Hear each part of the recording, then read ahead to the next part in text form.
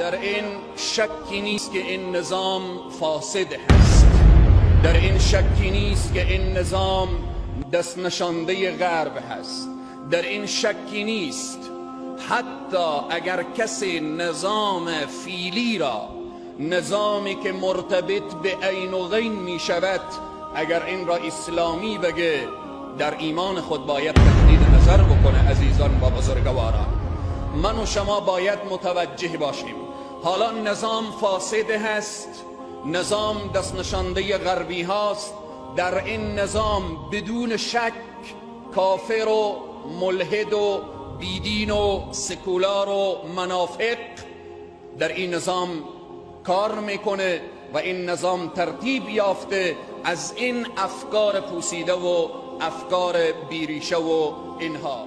برای مسلمانانی که داخل این نظام هستند، وزیری که مسلمان هست، وکیلی که مسلمان هست، والی که مسلمان هست، قماندانی که مسلمان هست، افسر و پلیسی که مسلمان هست، هر فردی که داخل این نظام فاسد کار میکنه، من برای مسلمانانی که کار میکنن این آیه قرآن، 3 آیه از آیات قرآن سوره آل عمران را عزیزان و بزرگواران من برای اونها ترجمه میکنم. این کتاب الله هست عزیزان من. الله سبحانه و تعالی می فرمایه یا ایها الذین آمنو، برای مسلمانانی که در این نظام فاسد کار میکنن این آیه او مسلمان را مخاطب میکنه. یا ایها الذین آمنو، ای اهل ایمان، ای مسلمان، ای وزیر مسلمان، ای وکیل مسلمان، ای قماندان و افسر و عسکر و پلیس مسلمان، مسلمان را مخاطب میکنه. تو مسلمانی که امروز داخل این نظام کار میکنی، تو را مخاطب میکنه. یا ایها الذین آمنو لا تتخذوا بطانة من دونکم. لا تتخذوا سیده نهی هست، نهی میکنه. لا تتخذوا، نگیرید. بطانه، بطانه چی هست؟ یعنی دوست. چگونه دوستی؟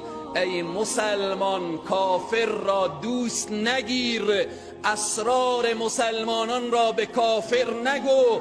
من دونکم، غیر از مسلمان برای تو دیگه دوستی نیست.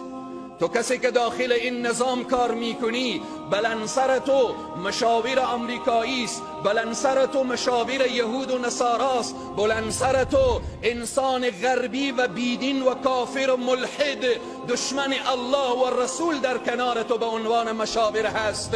متوجه باش که الله تو را مخاطب میکنه. لا تتخذوا بطانة من دونکم، شما کافر را دوست سری نگیرید، اسرار مسلمانان را به کافر نگویید. کافر دوست شما نمی شود، کافر به شما مهربان نمی شود، کافر دشمن سرسخت من و